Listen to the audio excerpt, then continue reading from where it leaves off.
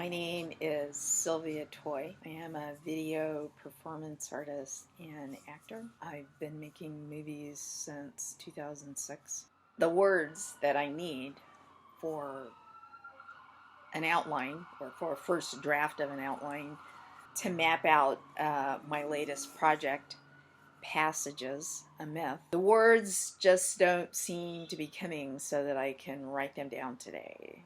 Sometimes it seems like if I start talking that the deed gets done. Passages is a myth. It's a fictional myth. It didn't come from any particular culture. In my research, I'm trying consciously to avoid sticking to one culture's mythology. Myth is primal. I don't know if I believe in the collective unconscious. I do believe that because human beings have certain responses to phenomena in nature, in the world, in our experience of that we tend to have similar responses, and without education or science or facts, we all tend to arrive at the same conclusions of explanation for why things happen in nature and what God is and how the universe began and what humans' purpose is on Earth. I'm trying to research all mythologies of all sorts of different cultures throughout history. I am an atheist, but I think there's a lot of beauty in religion, which is why I think so much great art has come out of people's response to religion or expression of their beliefs or non-beliefs. As an artist goes along in a particular medium, their technical skill tends to improve, and which means that they are able to do more and more and more and bigger things and more difficult things. So already, even though all I've done so far pretty much is work out what these gods look like, I do a lot of green screening, and I decided early on that these three siblings who are the Trinity ruling the universe of Passages, that they're see-through. They live up in the sky and can change their appearance to be solid. They have a lot of vanity. They've adopted human form. They have accoutrements that humans can probably easily relate to. These gods, they're given a choice upon their creation of what gender they want to be. They can't go back on that gender. And that leads me to how this story starts. The oldest of this trinity, there's a brother and two sisters. The oldest is the brother.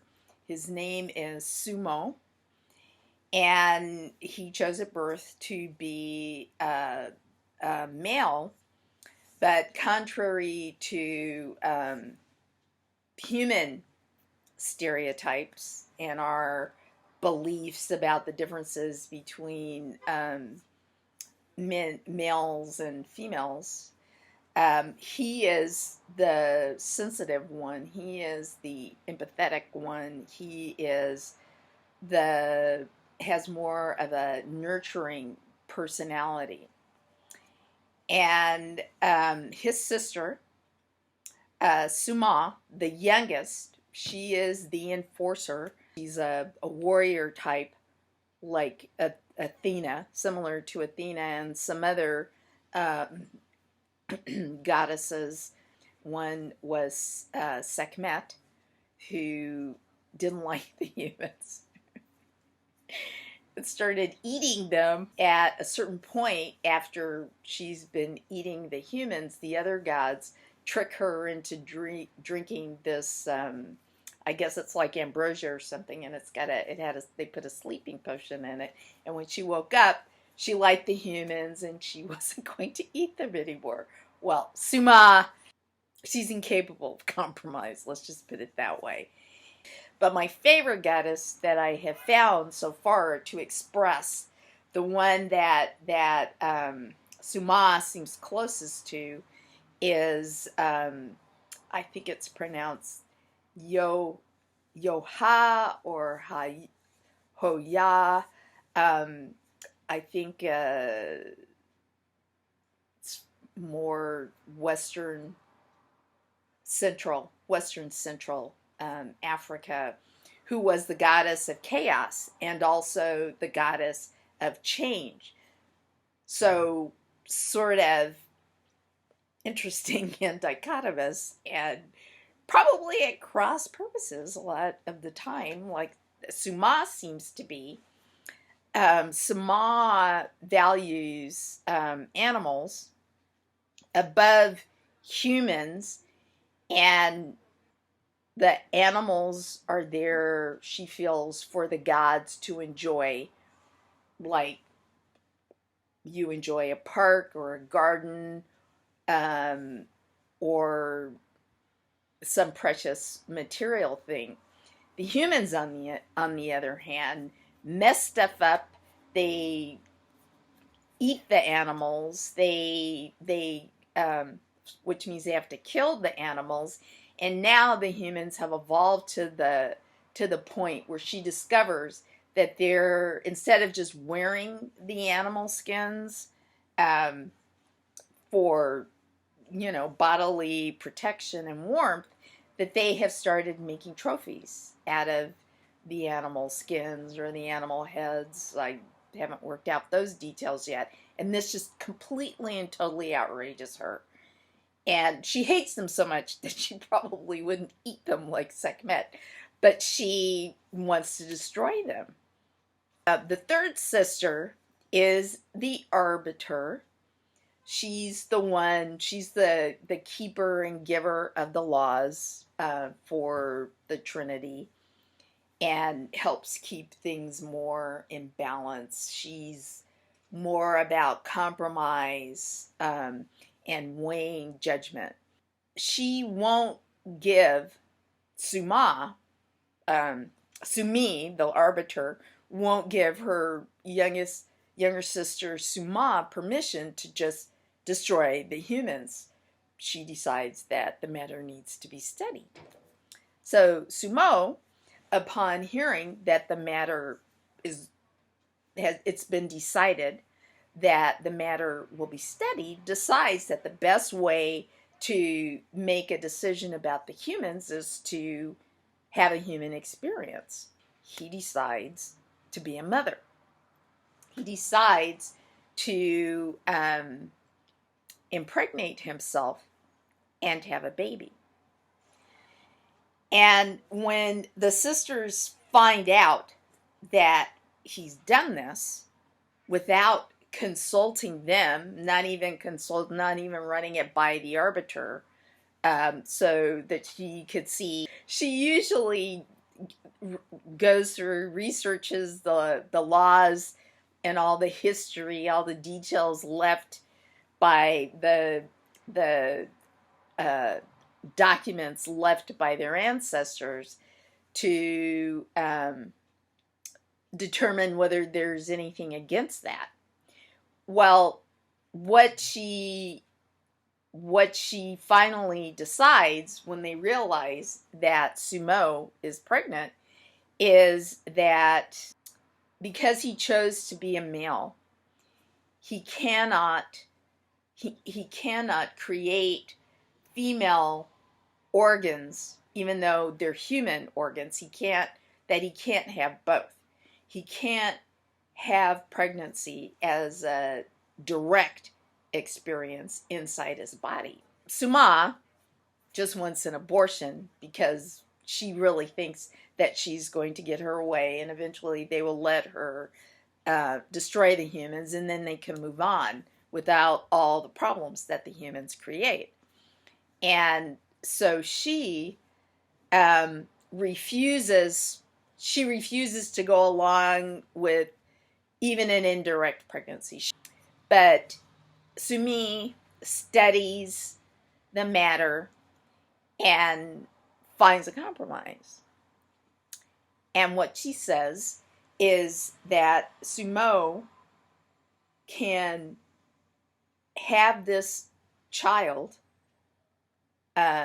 if he removes the vagina that he's grown on his abdomen and the womb, which is starting to grow underneath this vagina. And so he removes it from himself and plants it in the firmament, and there's an umbilical cord that's attached. And this just makes Suma crazy, the youngest sister, crazy. And she cries foul that it's still attached to his body. So it's still a direct experience. He can still feel what's happening. And Sumi researches a little further, does a few experiments, because she also has some scientific talents, and she determines that this growing fetus inside this womb, inside this vagina, which is also growing, the vagina is growing, the womb is growing, and what's inside the womb is growing, Sumo's child, that they, if they're tended to, like you would tend a garden, that's her choice of words. It tend it like you would tend a garden, but the umbilical cord has to go. And so, with a lot of regret and sorrow and grief, Sumo cuts the umbilical cord, and just for however long it takes, I'm sure that since the incarnate, the Susumo's child who eventually is born, that the incarnate is born grown. She's an adult when she's grown, but she's just sort of a lump of a thing, in a way, shapeless, until one day she starts growing a hump on her back. And Sumi, the older aunt, researches human diseases, deformities in the gods, and she can't find anything. With all her testing and all her research and exploration, she can't find anything that would cause this to happen in this child, which they haven't had any physical difficulty around her genesis or eventual birth or the way that she has progressed as a living being since birth. So they don't know what's happening to her, and the lump gets bigger and bigger and bigger, and then finally a wing starts to sprout from this lump on her back. One wing. That's never happened in their species, in their family, in the history of the gods before, except for the original God, the One. And the sisters are outraged because they think this is a sacrilege. And Suma, of course, who never wanted this child, the incarnate, to happen in the first place, wants to execute her. And Sumi, the arbiter, can't find any justification for the continuance of the incarnate's life. She doesn't want to kill her, but she concludes that there isn't any reason for this to happen. There hasn't been a precedent for it. There isn't any reason for it. And so it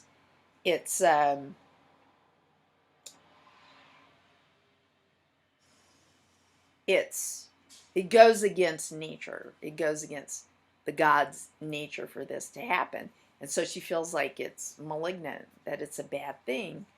And she sides with her younger sister about destroying this child. Well, Sumo loves his child, but he's less educated than Sumi, and he's a lot more emotional than Suma, so he just has difficulty dealing and doesn't want to hurt his child.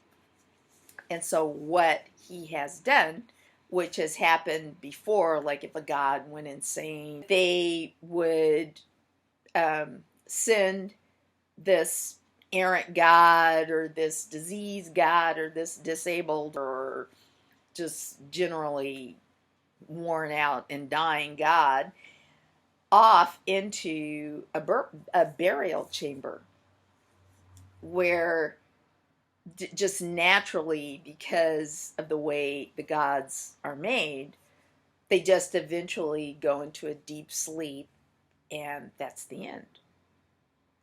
Well, when they do this with the incarnate, that doesn't quite work out.